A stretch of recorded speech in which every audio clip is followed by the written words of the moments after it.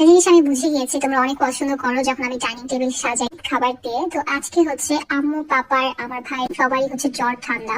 তো সবার এখন ক্রেভিং উঠেছে স্যুপ খাবে। তো আমি চিন্তা করলাম যে চলো তাহলে স্যুপই বানাই, স্যুপ আর মোমো।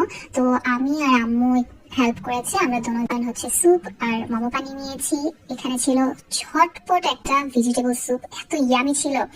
আর তার সাথে হচ্ছে আম্মু বলছে ঝাল ঝাল কিছু খেতে চাই, তো এখানে আমি কাঁচামরিচ কেটে নিচ্ছিলাম লেবু রস দিয়ে, যেটা স্যুপে দেয় এক্সট্রা টেস্ট আনার জন্য।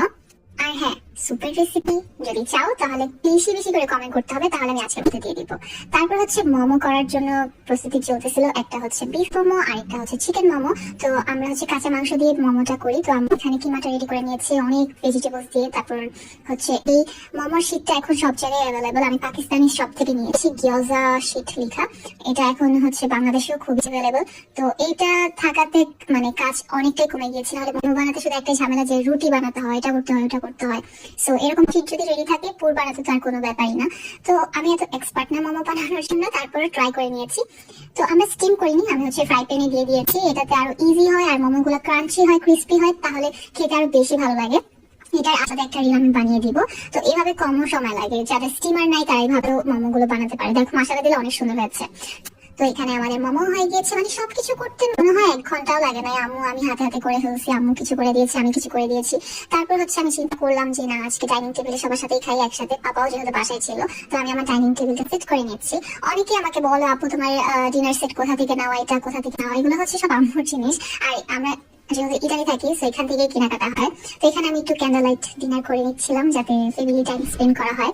তো এখানে গরম গরম স্যুপ ছিল, তারপর হচ্ছে চিকেন মোমো, তারপর হচ্ছে বিফ মোমো। দ্যাটস ইট, একদম সিম্পল, এক্সট্রা কিছু নাই। খুবই হেলদি ছিল, কারণ স্যুপে অনেক ভেজিটেবলস ছিল। তারপর হচ্ছে মোমো হেলদি।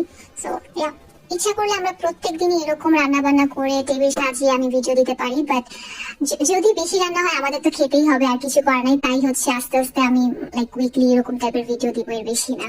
তো অনেকে বলে আপু বেশি বেশি করে সব ব্লগ দাও, দাওয়াত ব্লগ দাও, বাট মানে এত করা হয় না। সো এই তো এই জন্যই আমার এরকম টাইপের খুবই কম দেওয়া হয়। গরম গরম স্যুপটা ঠান্ডা হোক, এর মাঝে তোমাদের সাথে একটা স্কিন কেয়ার প্রোডাক্ট আমি শেয়ার করবো, সেটা হচ্ছে গ্লাইকোলিক অ্যাসিড। এই গ্লাইকোলিক অ্যাসিড আমাদের ফেসের জন্য খুবই ভালো। এটা জাস্ট ফেস না, ফেস, হেয়ার, আর্মস, ফিট সবকিছুর জন্য। ব্ল্যাক হেডস, হোয়াইট হেডস, পোর্স মিনিমাইজ করে, হাইপার পিগমেন্টেশন ঠিক করে, একনে, পিম্পলস, নেকের পিগমেন্টেশন, স্ট্রবেরি লেগস, রেজার বাম সবকিছু ঠিক করে। আর এই প্রোডাক্টটা পেয়ে যাবা গ্ল্যামার পার্কে। এটার ইন ডিটেইলস ভিডিও আমি অন্য একটা রিলে দিব। সো তোমরা যদি এই প্রোডাক্টটা চাও অবশ্যই ওদেরকে নক করবা। তো আমার স্যুপ ঠান্ডা হয়ে গিয়েছে, এখন হচ্ছে আমি খেয়ে নিচ্ছি। তো এই তো, রেসিপি জানার জন্য কমেন্ট বক্সে জানাতে হবে, আর ওদের প্রোডাক্ট অর্ডার করার জন্য গ্ল্যামার পার্কে ইনবক্স করতে হবে। আমি কমেন্ট বক্সে ওদের লিংক দিয়ে দিব, আর ইন ডিটেইলস ভিডিও চলে আসবে। Bye bye.